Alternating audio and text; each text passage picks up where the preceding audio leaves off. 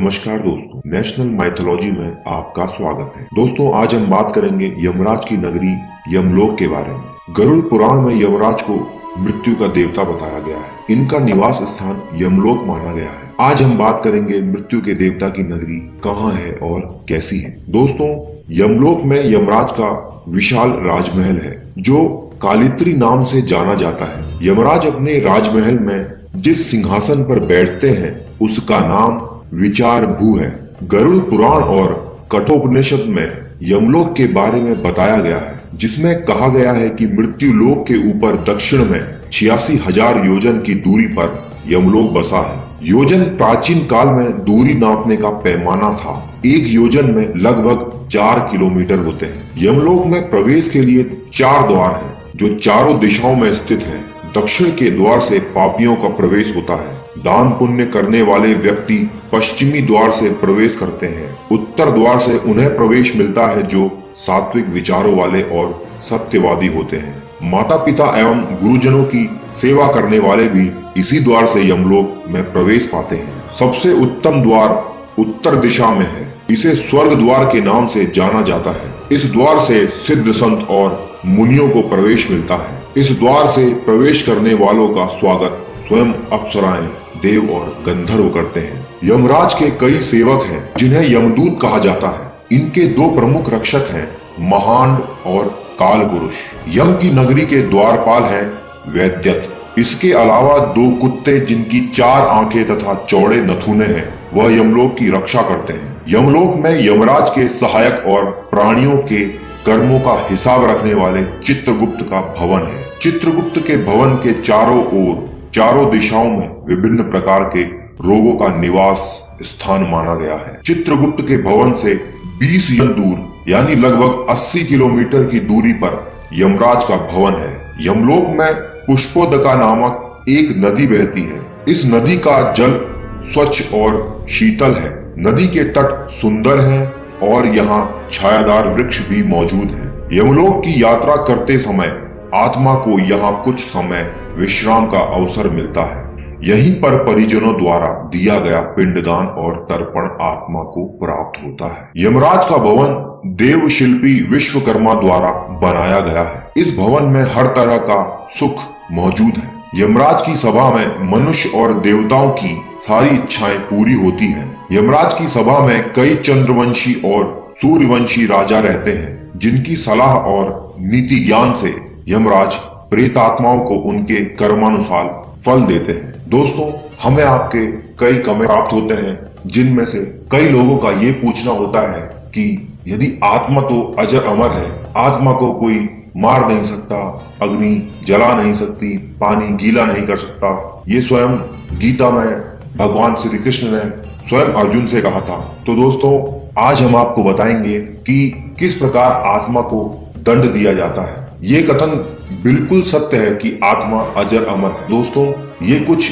इस प्रकार होता है। मैं आपको एक उदाहरण से समझाने का प्रयत्न करता हूँ। दोस्तों, कई बार ऐसा होता है कि हम गहन निद्रा में होते हैं और हमें स्वप्न आते हैं। कई बार हमें अलग अलग प्रकार के स्वप्न आते हैं। उदाहरण के लिए मान लेते हैं कि कई बार हमें ऐसे स्वप्न आते हैं कि हम आसमान से नीचे गिर रहे होते हैं, या कई बार ऐसे स्वप्न आ रहे होते हैं कि हमारे पीछे कोई जानवर, कोई कुत्ता या शेर पड़ जाता है और हम उससे अपनी जान बचा के भाग रहे होते हैं। तो दोस्तों, सपने तो कैसे भी आ सकते हैं, परंतु कहने का ये मतलब है कि जब हम स्वप्न अवस्था में होते हैं तब हमें वो अवस्था एकदम सच, बिल्कुल सत्य लगती है। जब तक हम स्वप्न देखते हैं, जब तक हम सपने में होते हैं, तब तक वो एक अलग दुनिया होती है। यदि हम आसमान से गिर रहे होते हैं तो हमें उस समय एकदम सत्य एहसास होता है कि हम स्वयं ही आसमान से सच में ही गिर रहे हैं। कई लोग तो डर के जाग भी जाते हैं, सपने में चिल्लाने लगते हैं, रोने लगते हैं, क्योंकि स्वप्न एक ऐसी अवस्था होती है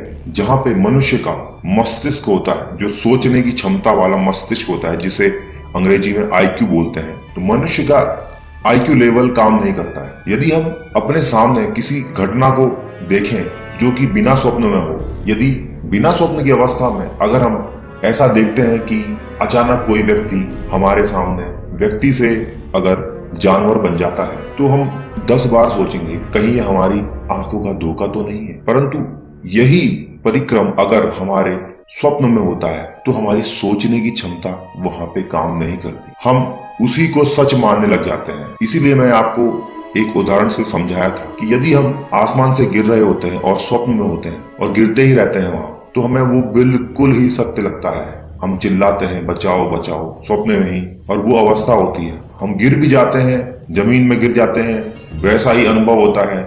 दिल की धड़कनें तेज हो जाती हैं, तीव्र गति से हमारे हृदय धड़कने लगता है। तो कुछ ऐसी ही अवस्था होती है आत्मा के साथ मृत्यु के बाद। जिस प्रकार हम रात को सोते समय गहन निद्रा में चले जाते हैं, हमारा मन काम नहीं करता है, अवचेतन मन में हम पहुंच जाते हैं जहां हमें सारी चीजें बिल्कुल सच लगने लगती हैं। उसी प्रकार मृत्यु के समय जो मनुष्य की आत्मा है वो एक ऐसी दुनिया में, या यूं कहें कि किसी एक ऐसे डायरेक्शन या किसी ऐसे डायमेंशन में पहुंच जाती है जहां पे वो आत्मा तो है, परंतु उस आत्मा को ये नहीं पता होता कि वो आत्मा है। अपने इस पृथ्वी पे किए गए पुण्य और पापों को लेकर वो वहां जाती है। ये बिल्कुल एक सपने की तरह ही होता है। वो आत्मा को बिल्कुल यही लगता है कि वो आत्मा नहीं बल्कि एक शरीर है। उसको लगता है, या हमारे परमपिता परमेश्वर ने ऐसा बनाया है कि उसको ऐसा लगे कि वो आत्मा नहीं एक शरीर है। बिल्कुल जैसे नर्क में द्वारों में नर्क के अलग अलग, जैसे हमने बताया थे कि 36 प्रकार के नरक होते हैं, तो अलग अलग नरकों में जैसे सजाओं का प्रावधान है, वैसे ही जैसे जैसे पाप या पुण्य आत्माओं ने किए हैं या उस मनुष्य ने किए थे, उसके अकॉर्डिंग उनको नरक की या स्वर्ग की प्राप्ति होती है। तो मान लेते हैं कि तपते हुए कुंड में किसी आत्मा को जाना है और वो आत्मा वहां जाती है, तो उस समय आत्मा को ये नहीं पता है वो आत्मा है। जब वो वहां जाती है तो उसे उसी प्रकार का दर्द और भय महसूस होता है जिस प्रकार एक शरीर को होता है। वो जलती है, भयंकर अग्नि में जलती है। जैसा कि गरुड़ पुराण में बताया गया है कि अग्नि के कुंड इतने तेज होते हैं कि धरती में जो देखी गई अग्नि होती है वो उसके समान, उसके सामने कुछ भी नहीं है। सोचा जाए तो ऐसी कोई अग्नि होती नहीं है जिसकी तपन इतनी तेज हो, फिर भी वो आत्मा वहां जाती है, उसकी तपन को झेलती है, पर वो आत्मा जलती नहीं है, जल के नष्ट नहीं होती है। उसकी पूरी तपन को वो झेलती है, सहती है, कष्ट लेती है, क्योंकि उसको महसूस कराया जाता है, उसको सजा का महसूस कराया जाता है कि जैसे पाप तूने इस धरती पे किए हैं उसके अनुसार उसको कर्म भुगतना पड़ता है। तो उसको पूरा, उस आत्मा को पूरा ये महसूस कराया जाता है कि वो आग की लपटों में, और उसे महसूस होता है, वो तड़पती है, वो चिल्लाती है, परंतु जलती नहीं है। वहां से यदि उसके पाप और ज्यादा होते हैं तो उसे दूसरे नरक में ले जाया जाता है। कई नगरियां आती हैं, जैसा कि हमने आपको पिछली वीडियो में बताया था। अलग अलग नगरियों में अलग अलग प्रकार के दंड या सजाओं का प्रावधान है। उसके बाद उसे अलग नगरी में ले जाया जाता है जहां उसको अलग प्रकार का दंड दिया जाता है। उसके शरीरों को आरियों से छीला जाता है, काटा जाता है। उस समय भी आत्मा को यही लगता है कि उसके शरीर को काटा जा रहा है। दर्द उसको वैसा ही महसूस होता है, काटा जा रहा है, खून निकल रहा है,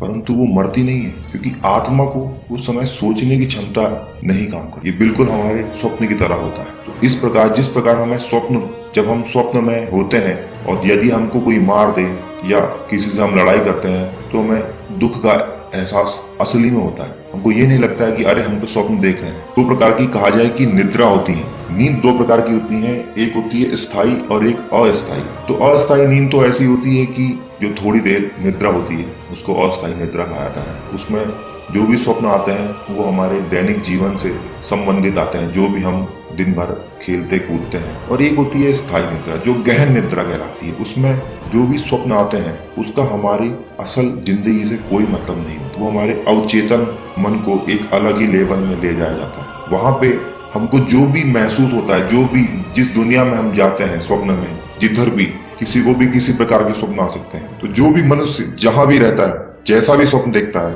उस समय उसको यही महसूस होता है कि वो एक असली दुनिया में जी रहा है। तो ठीक इसी प्रकार आत्माओं को भी एक अलग दुनिया में ले जाया जाता है, जहां उनको हर चीज ये महसूस होता है या ये महसूस कराया जाता है कि वो आत्मा नहीं एक शरीर है, और उस शरीर को, उस आत्मा को, उस शरीर के लिए कष्ट दिए जाते हैं, जहां उनको ये महसूस होता है कि वो कष्ट उनको स्वयं दिए जा रहे हैं। इस प्रकार आत्माओं को कष्ट होता है। सजा दी जाती है। तो दोस्तों, ये मैंने आपको कुछ उदाहरण देकर समझाने की कोशिश करी है। यदि आपको हमारी ये बात समझ में आई या कहीं पे कुछ आपको डाउट होता है तो आप कमेंट में पूछ सकते हैं। वैसे तो ये अपने आप में एक गहन, एक विस्तृत कहा जाए कि एक टॉपिक है, जिसमें अगर चर्चा की जाए तो ये स्वयं में ही एक बहुत विशाल विषय बन सकता है। बहुत ही संक्षेप में मैंने आपको समझाने की कोशिश करी है। तो दोस्तों, अगर आपको हमारी ये वीडियो पसंद आई हो तो अपने सुझाव, लाइक्स, कमेंट हमें करें और हमारे चैनल को सब्सक्राइब करें। हमारे साथ बने रहिए। जल्दी मिलते हैं एक अगली इंटरेस्टिंग वीडियो और टॉपिक के साथ। तब तक के लिए नमस्कार।